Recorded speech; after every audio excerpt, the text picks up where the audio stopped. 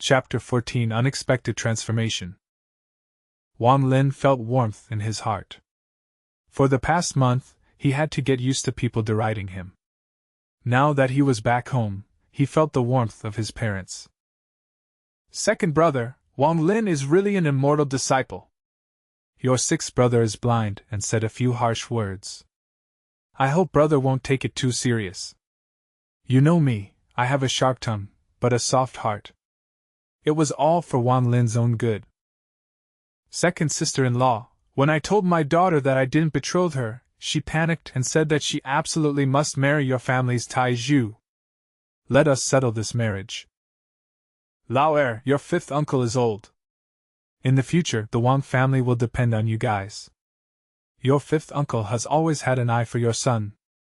In my eyes, he is even more promising than your older brother's son.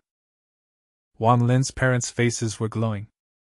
After the birthday party started, all the relatives praised Wang Lin nonstop.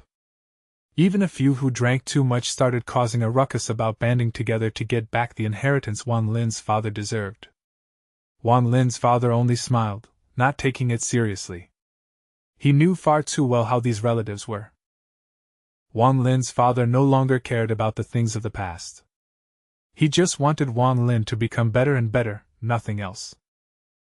After a lively day, when it was dusk, all of the relatives left. Wang Lin was looking at the gifts in the yard.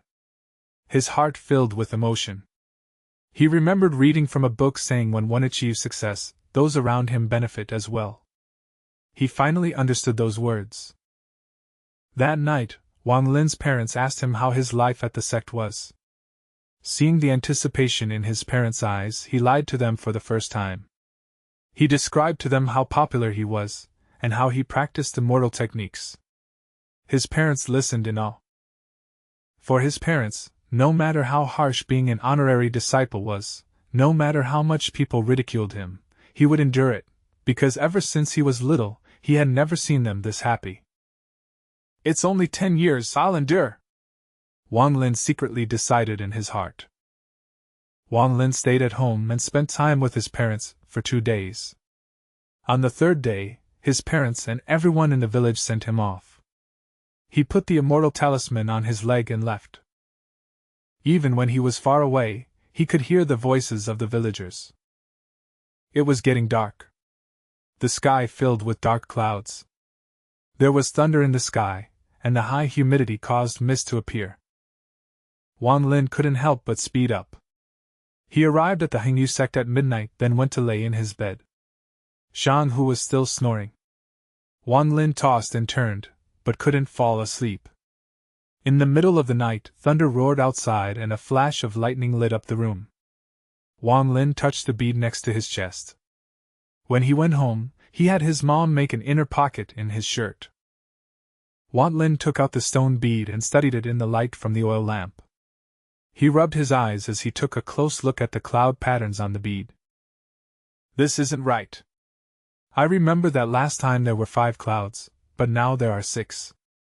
Wang Lin was surprised. He sat up and counted. Indeed, there were 6 clouds. He was very surprised and couldn't think of a reason. This increased his curiosity toward the stone bead. He put it back in his pocket, turned off the oil lamp, and went to sleep. Outside, the wind was howling, thunder was roaring, lightning was striking, and rain was pouring from the sky. The rain slammed against the window. Wang Lin was suddenly awakened by a burst of cold air. He opened his eyes and was dumbfounded. The continuous lightning lit up the room. The room was full of thick mist. The table, ground, and even the beds were wet. However, except for a damp spot where he stored the bead, Wang Lin was completely dry. He looked at Zhang Hu and saw that his body was surrounded by a white mist. His were clothes wet, his body was covered in frost, and his teeth were clenched shut. Zhang Hu! Zhang Hu! Wang Lin was surprised and quickly got up and shook Zhang Hu.